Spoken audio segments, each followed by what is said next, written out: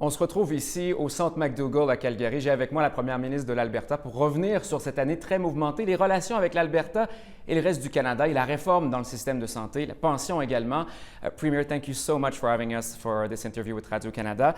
First of all, we're going to jump right into it. The major topic of the last few months, the relationship with Ottawa.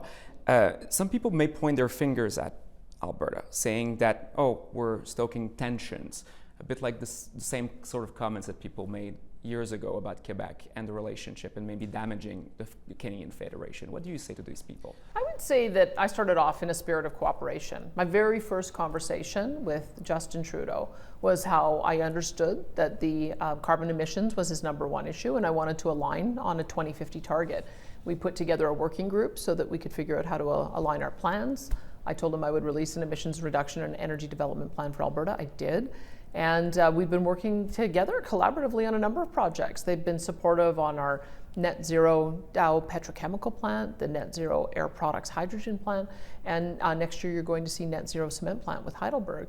And those are all really positive things. The real issue is Stephen Guilbeault, is that the environmentalist, or the environment minister is an ideologue, and he doesn't see compromise. He's not interested in compromise. He passes policy that interferes with our jurisdiction, does not believe in cooperative federalism, and sort of shrugs his shoulders about working with us. So I would say I've engaged with the federal government with a spirit of cooperation. Some of the ministers have. He has not. Because it seems a bit personal, and your comments were over the last few weeks and months have gone up. Is continued treachery against our province and millions of other Canadians. This is heavy language.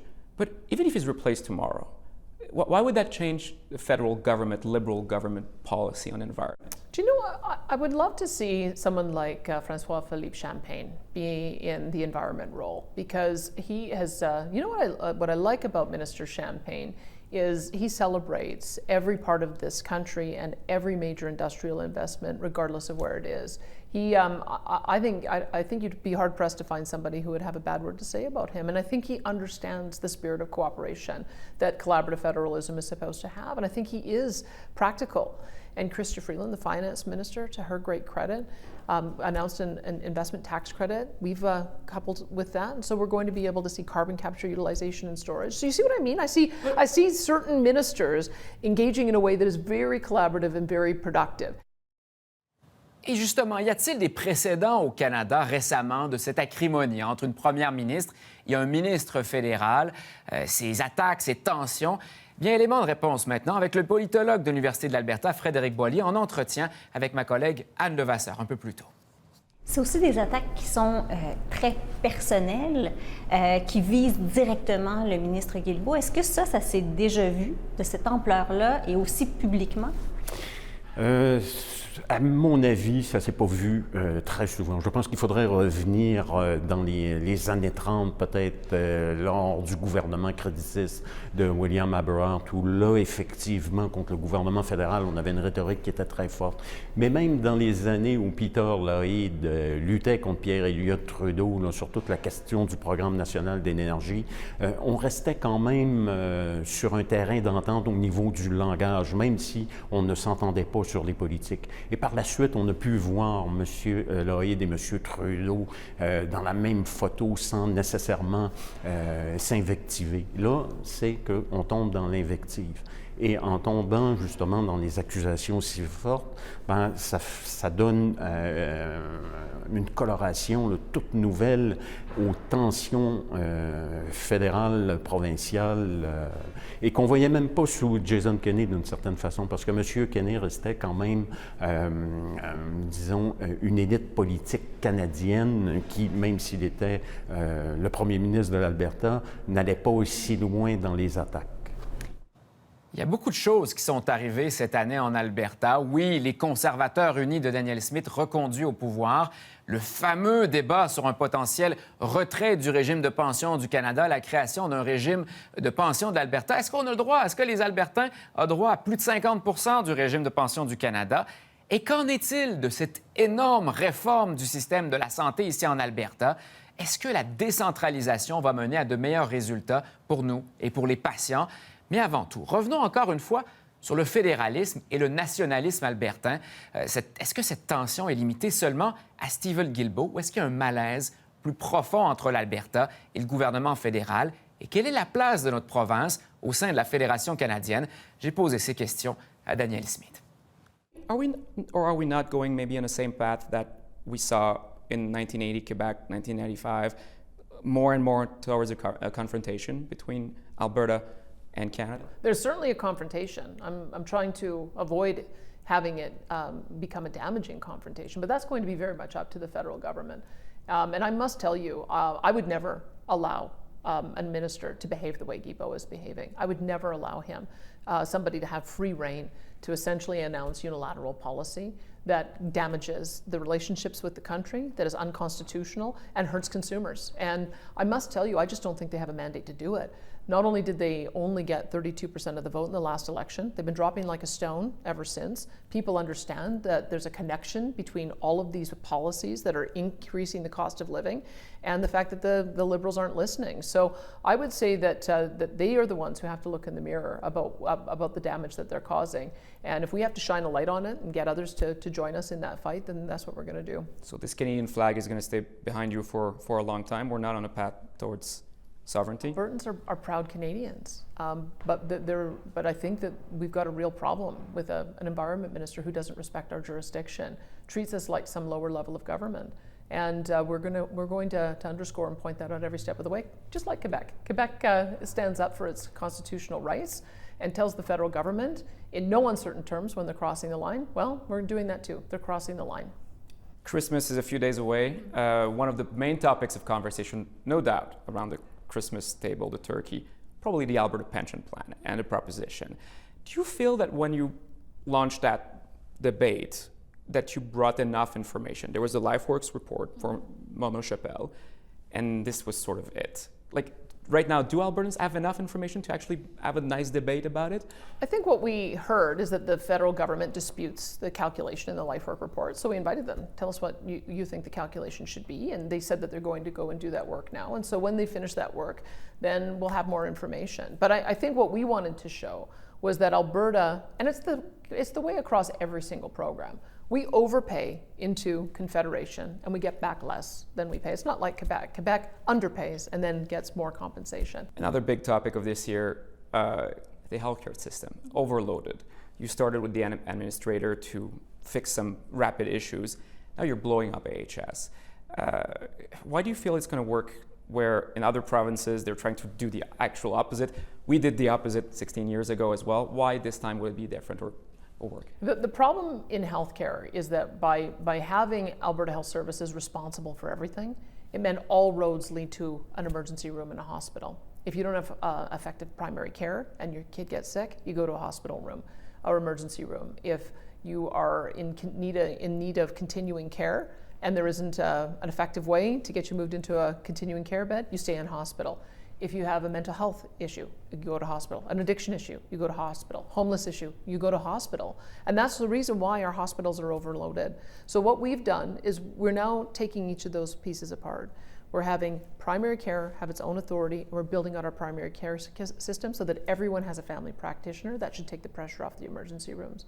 We're building out continuing care, again, as a separate authority, so that we can move patients efficiently into a long-term care facility, which will free up beds. That will also take pressure off hospitals. We're creating a separate mental health and addiction stream so that there's another place for people to go to deal with the crisis of addiction and mental health that isn't an emergency room. And we've already started a bridge healing program for homeless so that there is a convalescence bed for those who are homeless so that they can recover that isn't an emergency room. So that's what we observed, is that the integrated approach that we took meant that most of the care was delivered through the most expensive door, which is a hospital room door.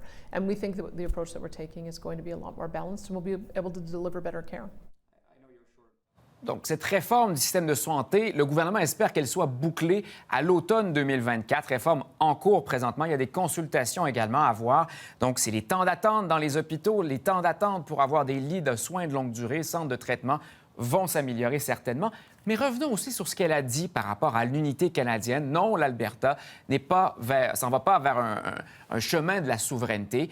Le politologue Frédéric Boily avait plusieurs choses à dire sur la responsabilité également du fédéral et si c'est efficace comme méthode pour faire face à un gouvernement fédéral qui peut-être dépasse ses compétences provinciales. Danielle Smith parle de menaces au fédéralisme canadien. Est-ce que ces tensions-là, est-ce qu'on a raison de s'inquiéter sur l'unité canadienne en ce moment? Oui, à mon avis, on a raison de s'inquiéter parce que les deux dernières élections fédérales ont montré justement qu'il y avait une division quand même profonde entre l'Est et l'Ouest, avec un bloc conservateur qui est très fort, évidemment, dans les provinces de l'Ouest. Une certaine rapidité d'agir pour les libéraux, des fois, qui, en certains domaines, fait en sorte qu'on ne consulte pas les provinces ou qu'on ne les avertit même pas qu'il va y arriver telle ou telle politique.